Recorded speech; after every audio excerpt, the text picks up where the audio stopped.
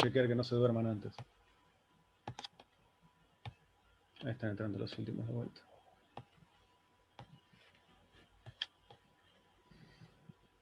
Bien.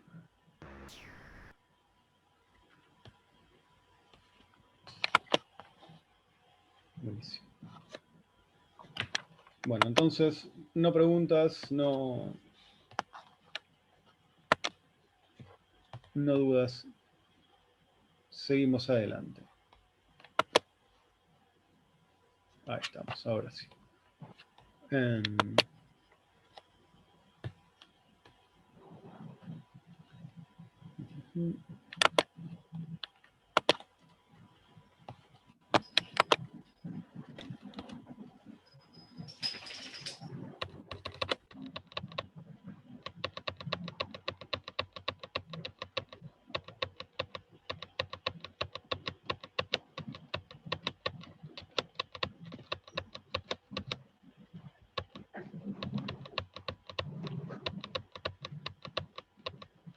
Bueno, estábamos, ya habíamos visto mecanicismo cartesiano e industrialización.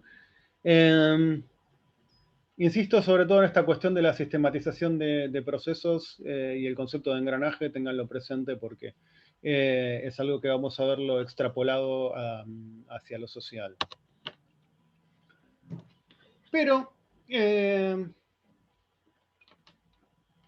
a todo esto que vimos también se le pusieron otras formas de pensar el entorno y nuestra relación con otras especies.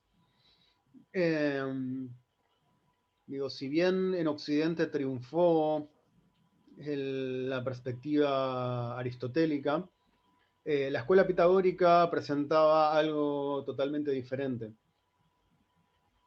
Digo, y también hablábamos de las diferencias que existen, el lunes hablábamos de las diferencias que existen con otras perspectivas, y muchas otras escuelas y formas de pensamiento, incluso en Occidente, retoman gran parte de lo que las diferentes ramas de budismo plantean respecto a nuestra relación con el entorno. Digo, vean que no solo tiene que ver, o sea, o no solo hablamos de religión en términos de dioses o de bienestar personal, sino también, como todo sistema de organización, todas las religiones plantean algún tipo de relación con el entorno y de qué forma nos relacionamos. Bueno, la mayor parte de las corrientes budistas tienen una perspectiva que, si bien en Occidente entró recién a partir de los años 60, pero que plantea una serie de cambios fuertes y que de hecho probablemente tenga bastante que ver con lo que vamos a ver el viernes. Pero también hay filósofos de tradición occidental que planteaban relaciones de diferentes y de más respeto con respecto a las otras especies, y planteaban cuestiones que no ponían necesariamente al ser humano como eje de toda la vida en el planeta, es decir, trataban de deconstruir en algún punto este antropocentrismo. Y luego también vamos a ver algo de esto, de cómo se llega a este ambientalismo del siglo XX y qué es cómo se manifiesta en algún punto todas estas representaciones que vimos y toda esta idea que vimos de fatalismo industrial. Quiero que vean un poco cómo nos bombardea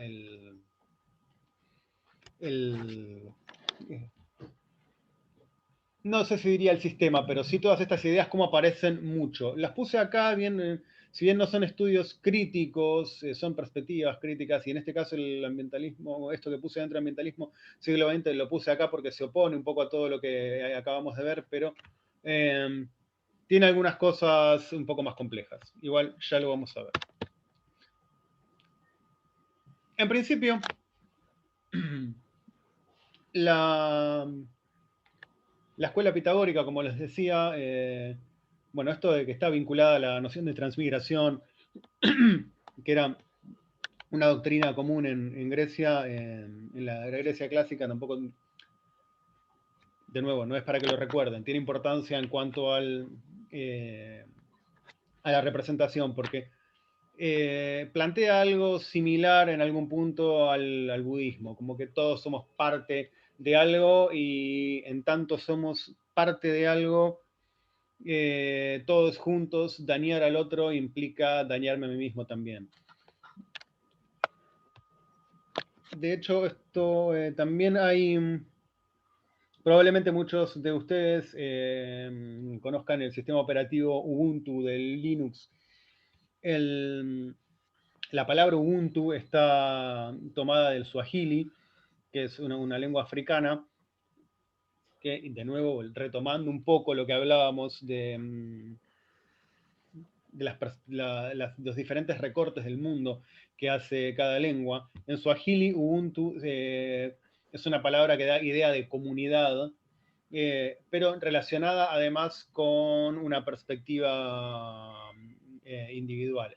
Es decir, la traducción literal es algo así como yo soy porque nosotros somos. Hay una idea de unión que tiene que ver un poco con esto también.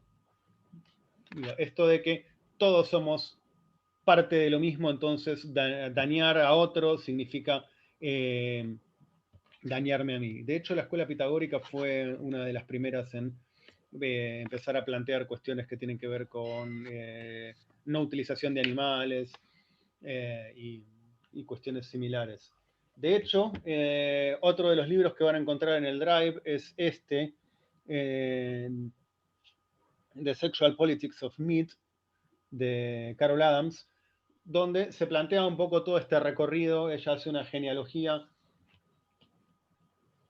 también, y esto también quería verlo un poco el viernes.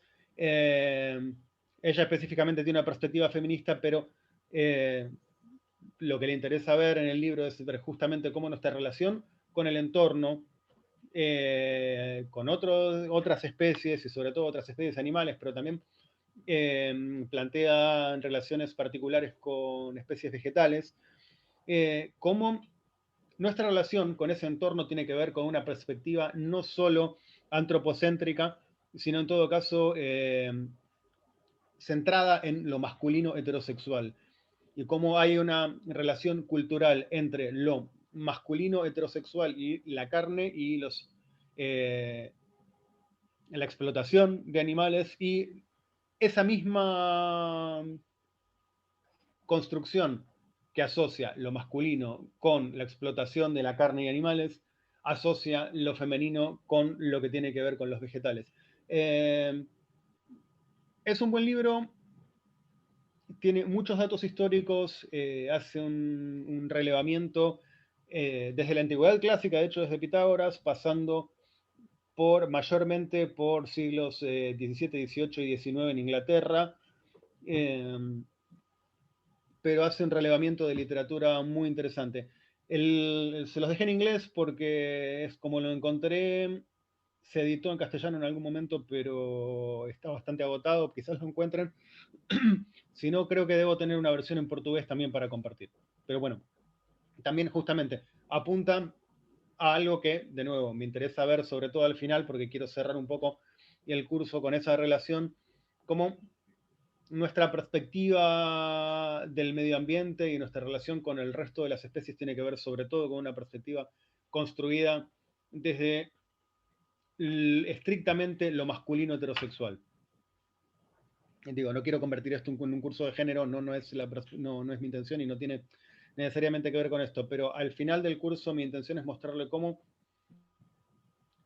todas o muchas perspectivas críticas sobre muchas cosas en los últimos 50, 60 años confluyen peleando básicamente contra un mismo enemigo, por decirlo de alguna forma, que está provocando los mismos estragos y que tiene que ver principalmente con la idea de hombre blanco heterosexual de origen europeo.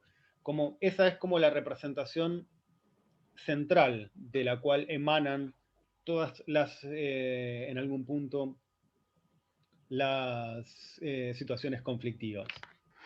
Pero bueno, sin irme de nuevo tan lejos por las ramas, vamos de nuevo, volvamos a la escuela pitagórica, como les decía. Es una de las primeras en plantear una relación que no tiene que ver con la explotación con respecto a nuestro entorno y otras especies. Algo similar en algún punto es lo que plantea el budismo, como les decía.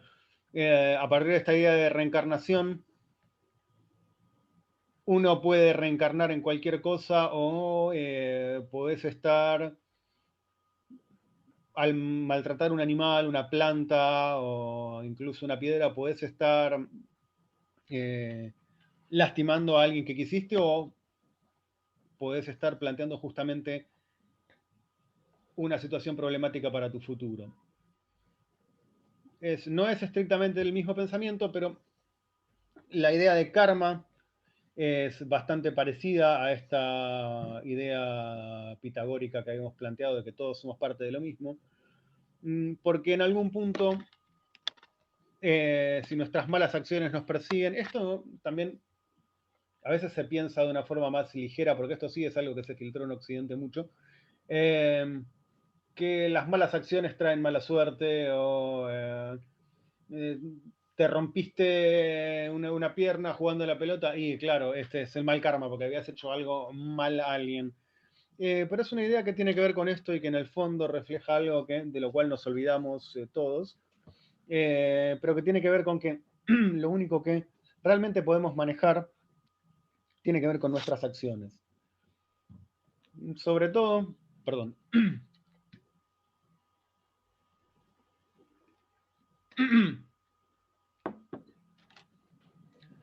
como les decía, sobre todo en Occidente y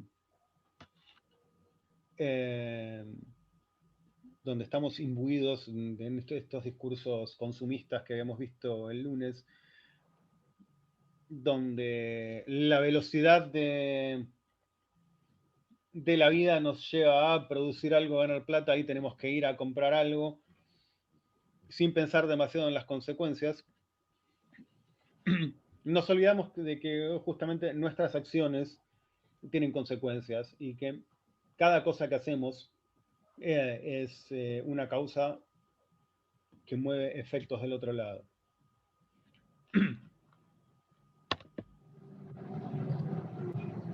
Bueno, en el caso no voy a parar puntualmente en ninguno de estos pensadores, ni en Locke, ni Schopenhauer, ni en Bentham. Solo les voy a contar el dato curioso de que Bentham está embalsamado en la puerta de la universidad, de una de las facultades de humanidades de la facultad de la Universidad de Londres, porque él mismo lo pidió para observar a los alumnos, y uno puede verlo en una caja de vidrio sentado.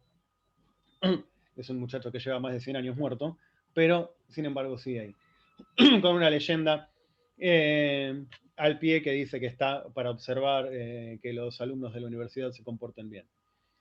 En líneas generales, lo que planteaban, sobre todo en relación a los animales, tenían que ver con, tanto Locke, Schopenhauer como Bentham, con una relación del tipo de un adulto con un niño. Es decir, acá ha habido algún tipo de sesgo en el cual los animales debían ser tratados con cierta superioridad, como si fueran seres inferiores, pero se les reconocía algún tipo de capacidad de sufrimiento, entonces eso debía ser evitado.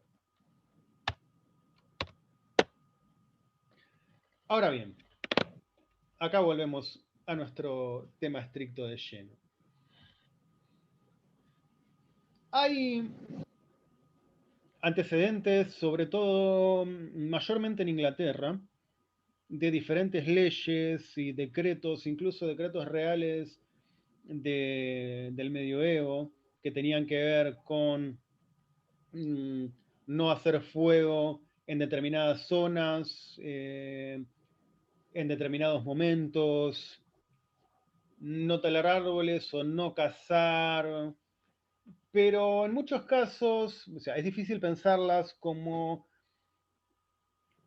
leyes ambientalistas o como algo que tenga que ver estrictamente con el entorno, porque Estas leyes en general tenían que ver con, no estaban pensadas a partir de la idea de no destruir el medio ambiente, sino más bien de no molestar a alguien. O en todo caso, de no destruir la propiedad del rey o de un duque o de alguien. En muchos casos, por ejemplo, las leyes anti-humo tenían que ver con que las fogatas o las quemas de determinado material eh, tenían que ver, en general, estaban relacionadas obviamente con la tala, pero también con que el humo podía molestar a la población o, en todo caso, a los señores feudales de determinado lugar. Lo mismo las leyes de conservación de vida silvestre, no es que fueran leyes eran decretos reales, pero que tenían que ver con que, por ejemplo, todos los siervos de determinada área eran del rey, y punto, y se acabó, y los caza solo el rey. Entonces, no se puede pensar eso estrictamente como, como legislación ambientalista o de conservación de vida silvestre.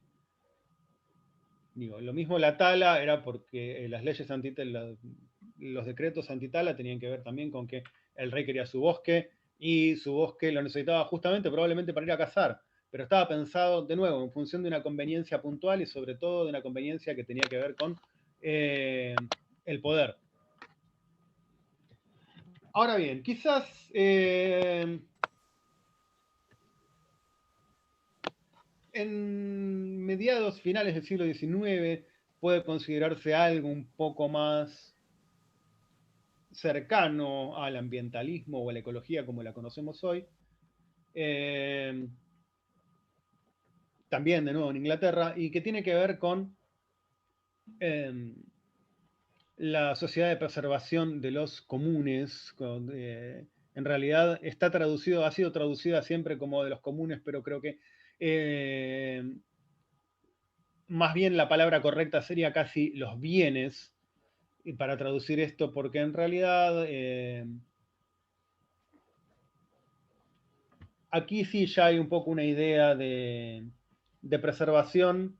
También, de nuevo, se sigue pensando bosques y vida silvestre en general como algún tipo de bien que pertenece a la humanidad. Pero en este caso, en vez de ser ya pensado como algo en función de la conveniencia del rey, monarca o alguien de poder de turno, se piensa un poco más en función de el bien público, es decir, de algo que tiene que ser conservado para toda la población.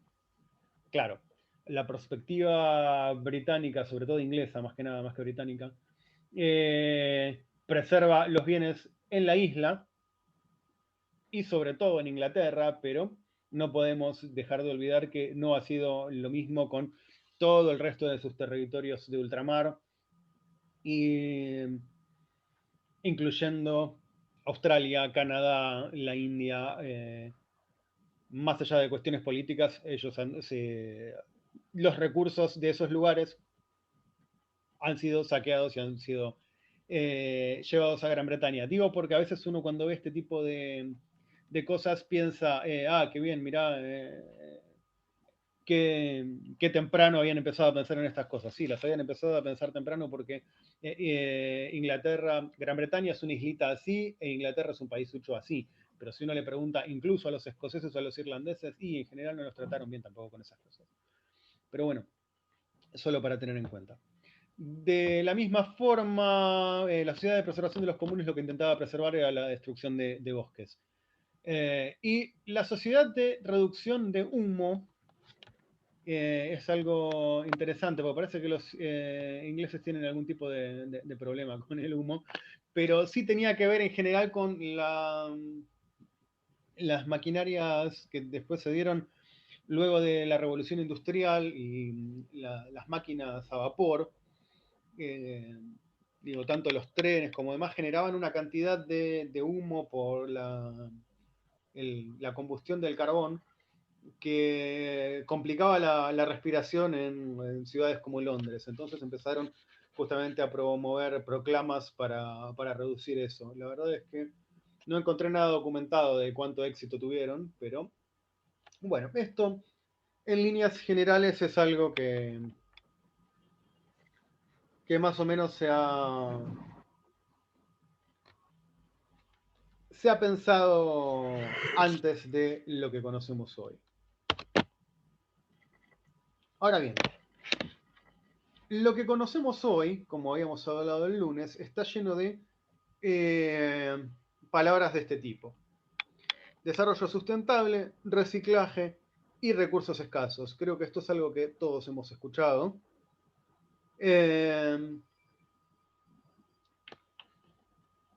Todos hemos en algún punto nos han solicitado o hemos leído en un panfleto, en la televisión, en todos lados, la idea de pensar sustentable, de hacer cosas sustentables.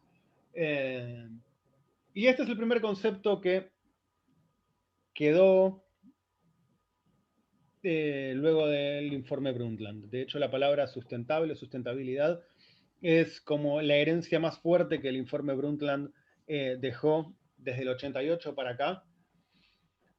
Pero también es como el concepto más confuso en algún punto, porque se habla de sustentabilidad y sobre todo este fatalismo industrial que hemos visto ha hecho una utilización bastante curiosa de esta idea de sustentabilidad. Lo mismo con el reciclaje y también con la idea de recursos escasos. Ahora vamos a ver. Recuerden primero, cuando hablamos de recursos escasos, habíamos hablado el otro día de que justamente consideramos recursos cosas que a priori no son recursos. Entonces, cuando les ponemos la etiqueta de recursos, ya estamos convirtiéndolos en algún tipo de material puntual, es decir, material utilizable. Convertimos algo que tenía vida, sea un animal, una planta o lo que fuere, y tenía originalmente tanto derecho como nosotros a estar acá. Ahora, eso por un lado. Por otro lado, los recursos se convierten en escasos cuando hay algún tipo de tironeo de poder. Es decir, cuando veamos el viernes los números, vamos a ver que esos recursos escasos de los que se hablan no son tan escasos, sino que el 80% de esos recursos ya están asignados a determinada producción que no planea pararse. Ese es el punto. Aunque, de hecho, esto lo voy a recordar también el viernes porque me parece interesante. La revista francesa Charlie Hebdo, la que se hizo famosa por el atentado después de publicar una caricatura de Mahoma, había publicado en Twitter hace unos meses, cuando la pandemia estaba en su pico de popularidad, que si algo nos ha dejado la pandemia como enseñanza es que el capitalismo se puede parar y que parándose la naturaleza realmente se equilibra y que además las personas que consideramos, que nuestras sociedades consideran esenciales, son las peor pagas y las que trabajan en peores condiciones. Digo, fue... el último punto parece casi un chiste, pero tiene bastante, describe bastante bien la situación de los últimos meses. Pero también, justamente, esta idea de que lo hemos visto todos. Si se para la producción, el mundo se arregla rápidamente, la naturaleza empieza a reacomodar todo lo que rompimos con una velocidad increíble. Pero bueno, volviendo a esto, los recursos son escasos justamente porque hay una gran cantidad de esos recursos que son asignados para una producción X y no planean cambiar o reformular esos recursos. Entonces, básicamente es más sencillo decir que los recursos son escasos. Lo mismo con la idea de reciclaje, tampoco se puede reciclar cualquier cosa y de cualquier forma, pero vamos a ver a continuación. Si vemos esto, es uno de todos los modelos y cuadritos que muchas empresas hacen para describir sus modelos de sustentabilidad. Y mezclan cosas que no siempre tienen que ver, al menos no en este razonamiento que yo les estoy planteando en estos días. Sí, la idea de bienestar interno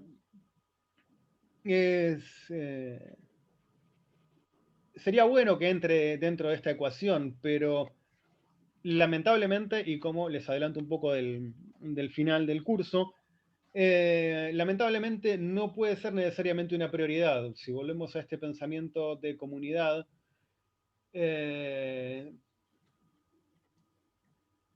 estamos en un punto en el que hay que pensar en arreglar las cosas y sí, muchas cosas malas van a pasar probablemente antes de que logremos arreglar algún tipo de equilibrio con el mundo. Probablemente muchas cosas se tengan que romper y muchas vidas se vayan a perder, pero ya hemos llegado a un determinado punto en el que, bueno, cosas como este bienestar interno probablemente no tengan que ser una prioridad. Lo mismo la economía. Fíjense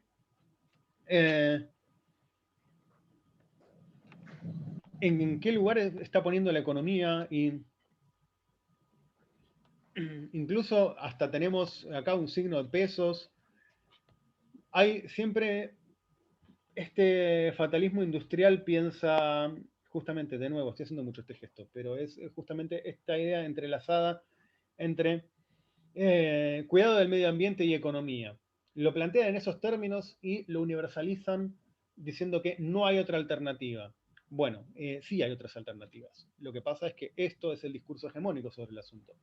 Esto es lo que todo el mundo repite. No se puede. Y sí se puede, pero hay que hacer otras cosas.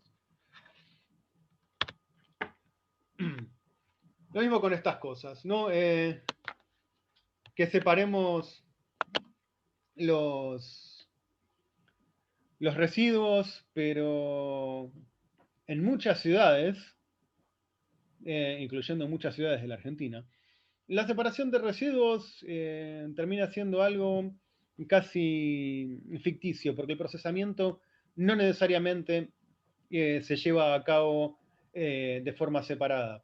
De hecho, esto que les voy a contar es quizás una inquietud personal. Quizás no, es una inquietud personal. Y probablemente ustedes la hayan pensado también o no, pero mm, cuando se habla, por ejemplo, muchos de nosotros tenemos perro, sacamos a pasear a nuestro perro y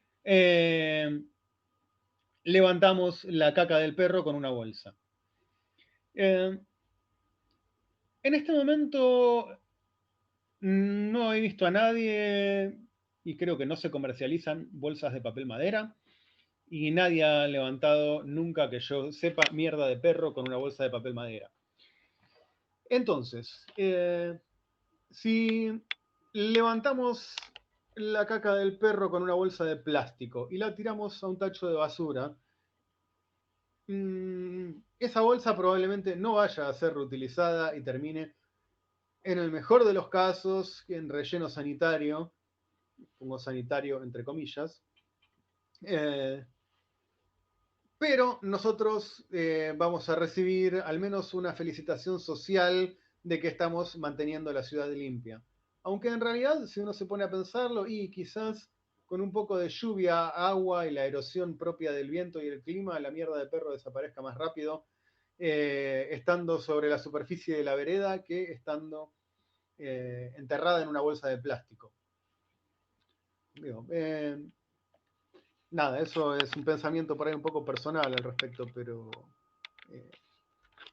se puede debatir. Bien, acá me siento un poco viejo porque entiendo que este señor hace millones de años que no está en la televisión, así que probablemente muchos de ustedes no tengan ni idea de quién sea, pero sí hace muchos comerciales, y muchos comerciales de este tipo, porque además trabaja para UNICEF y sale mucho en propagandas. Ahora, esto es un ejemplo buenísimo de lo que les venía comentando. Cómo este fatalismo industrial nos vende una determinada idea de de cómo arreglar el problema, pero en esa idea, al vendernos esa idea, nos transfiere a nosotros la responsabilidad de hacerlo. Es decir, no solo por el nombre de la botella, ponerle una botella de agua a conciencia es, bueno, es casi, eso es, me parece algo un poco aberrante en algún punto. Y sobre todo usar eslogans de este tipo, la marca que nació para ayudar, donamos el 50% de los dividendos a 4 ONGs. Me encantaría saber si esta gente en algún momento publica sus libros de contabilidad, si uno sabe efectivamente de qué están haciendo y en todo caso, si donan el 50% de los dividendos, de qué viven o de dónde sale la producción de eso, cómo le pagan a sus empleados y sobre todo quizás cómo pagan el plástico en el que embotellan el agua con la que planean ayudar. Porque también, de nuevo, cuando el viernes revisemos algunos números, vamos a ver que eh, quizás en vez de reciclar una botella rompiéndola para que no se reutilice de la misma forma y tenga que ser derretida y reutilizada de otra, no sea del todo correcto y la mejor forma de reciclar sea, o la mejor forma de actuar frente a esto sea prohibir los plásticos hoy y no prohibirlos dentro de 40 años. Es decir, porque también estamos viendo que muchos gobiernos a lo largo, en diferentes lugares del mundo, prohíben los plásticos. La Unión Europea prohibió la producción de plásticos a partir del año 30, si no me equivoco, plásticos no reutilizables o plásticos de un solo uso. Entonces uno se pone a pensar, a ver, muchachos, estamos en una situación bastante más conflictiva y esto no se puede decir, no, bueno, un tenedor de plástico que es algo que uno no reutiliza, a partir del año 30 no se puede fabricar más. No, tenés que dejar de fabricar todos los plásticos en 20 minutos, ya, para ayer tiene que ser esto. Pero bueno, ese es el punto. Lo mismo con el tema de la utilización de agua. Esto es algo interesante porque durante mucho tiempo, y creo que todavía se sigue usando, una de las cosas que se pedían a la población era cuidar el agua, cerrar bien el agua, no gastes más agua de la que necesitas en la ducha. Eh, a ver, cuando la ONU publica sus números, o sea, números que uno quiere creer que son serios porque están los nombres de los investigadores atrás, hay un detalle grande y de últimas, bueno, es la ONU que con todos los problemas del mundo tiene cierto tipo de credibilidad. Uno quiere creer, vamos a confiar en la ONU, que el informe es cierto. De acuerdo a sus propios informes, y arriba del 70% del agua eh, desperdiciada o inutilizada contaminada en el mundo proviene de la industrialización de alimentos. Entonces, que yo deje 5 minutos la ducha abierta esperando que el agua se caliente antes de meterme, no hace del todo la diferencia. Pero lo que produce este discurso de fatalismo industrial es eso, transferirnos la responsabilidad de nosotros como individuos particulares. Y entonces vamos y juntamos la caca del perro con una bolsa, rompemos la botella de plástico, cerramos el agua y nos cagamos de frío bañándonos en 2 minutos y cuando en realidad lo que tenemos que hacer es exigirles a nuestros gobiernos que prohíban inmediatamente este tipo de cosas. O sea, eh, pero ahí vemos justamente lo que les planteaba el lunes de nuevo, cómo un determinado discurso actúa sobre nuestra forma de pensar y nuestra forma de resolver estas cosas. Bueno, pobre Julian Wage, tampoco era mi intención destruirlo a él, pero apareció. Ven, aquí tenemos, por ejemplo, esta es una de las los tantos folletos, probablemente muchos de ustedes hayan visto en algún momento de su vida alguno similar. Eh, Muchas empresas, organismos, de hecho yo cuando trabajaba en el Ministerio de Agricultura habían circulado uno muy parecido que no encontré, quería ponerlo, pero no encontré, que decía prácticas sustentables de oficina o una mentira así. ¿Bien? Ahora vamos a ver uno por uno que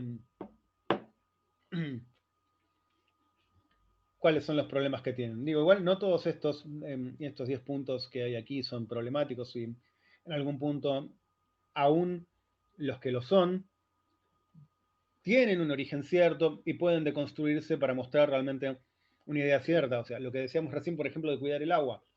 Es cierto, el agua hay que cuidarla y no me parece para nada mal que tratemos de no mantener la ducha abierta 40 minutos cuando podemos bañarnos en 20 o en menos.